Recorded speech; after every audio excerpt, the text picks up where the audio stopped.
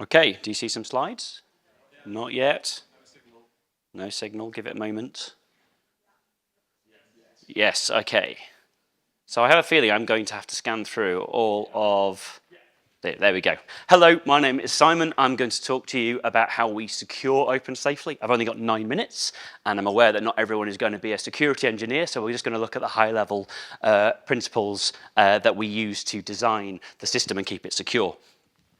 This is a screenshot from our OpenSAFELY explainer video, and one of the truths of any system really is there's always a trade-off between security and usability. And we really want this data to be accessible to our researchers, and we're trying to balance both concerns, make it actually usable, but make it as secure as possible. But there's always this trade-off and this tension, which is part of our remit. And one of the reasons why we do require so many steps is that it's the only really way we can be satisfied that the access is secure. And so it's one of those trade-offs that we have all the way through. But I am doing a security talk. This is Sid from the 2002 movie Ice Age, criminally underrated in my opinion. And one of the things you need to, if you do a security talk and you don't talk about something called threat models, security professionals will scoff at you. So I think I need to talk about threat models. What's a threat model? A threat model, we can only really defend against something if we define what we're defending against, what threats are likely to happen and how they might happen. So we, broadly speaking, have 2 threat models that we are considering in OpenSAFELY. One is the accidental disclosure. The threat we're defending against is disclosure of patient data, in case that's not obvious. But there's 2 models that we're thinking about when we're designing security. One is the accidental disclosure. This is where a researcher or a developer accidentally releases or puts something where it shouldn't be, and there's data that shouldn't be accessible that is. And that can happen. And so one of the security principles is to make that as hard as possible and make it very difficult for anybody to do that, make it easy to use safely. So that's one threat model that we have in mind.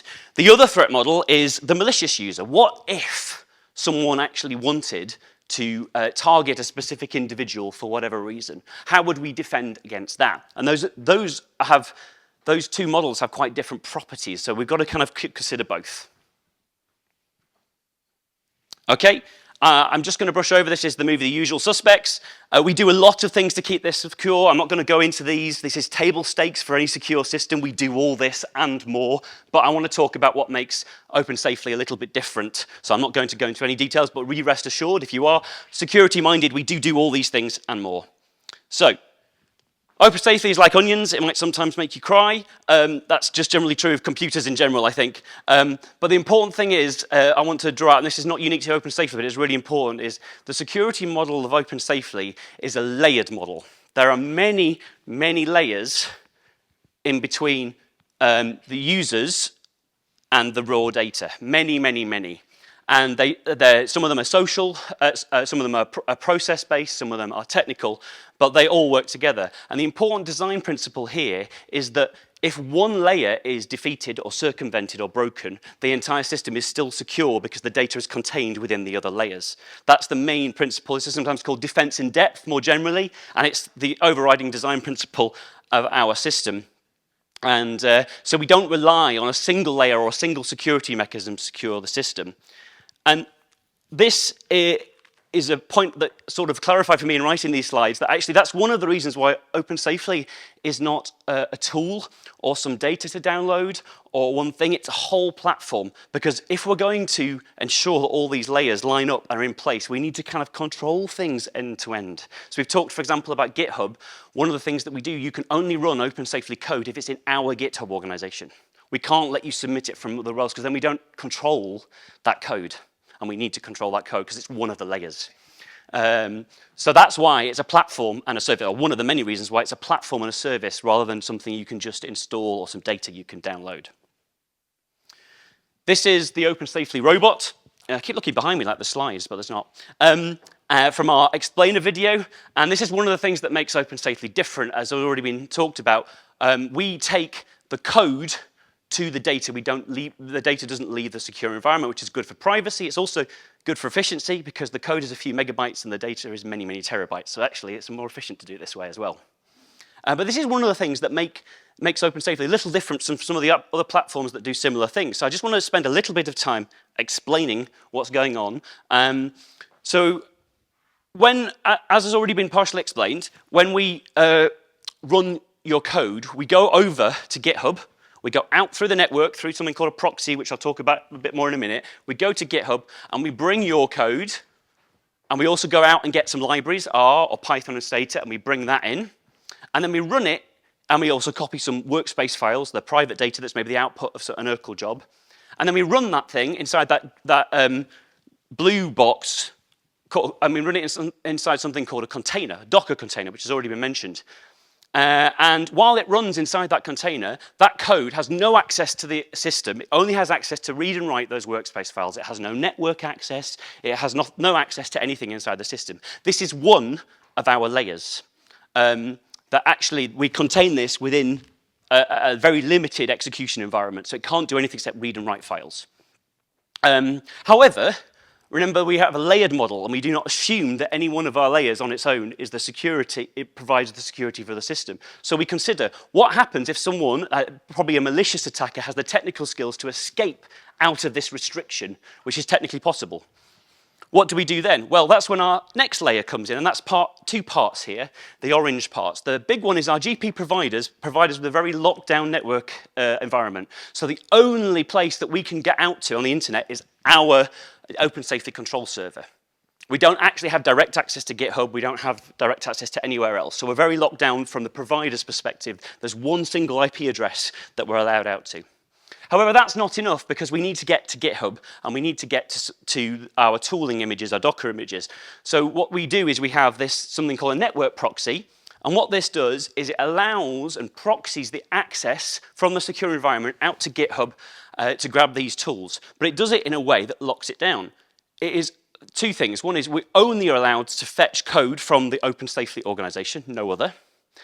And Docker images from the OpenSAFELY organization. And secondly, it's read-only. It doesn't allow any of the operations that would allow you to get data out. So a combination of the network provider, the GP provider's network setup and our secure proxying means that even if someone manages to escape from that layer in some way, shape, or form, they still can't get data out of the system very easily. So this is an example. There's many more layers than this, but this is two of the sort of deepest technical layers. I chose this picture because it looks like a lot like a modular synth, and we've got modular synth fans in the audience, I know. Have you ever seen the Bond movies where there's two people and they've got to turn keys, right?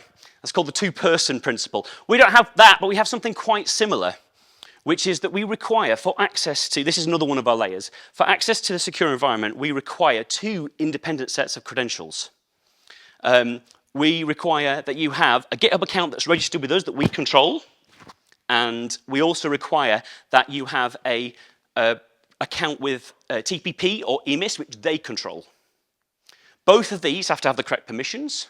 Both of these are secured using multi-factor authentication. And either us or our GP partner can decide to revoke your access at any point.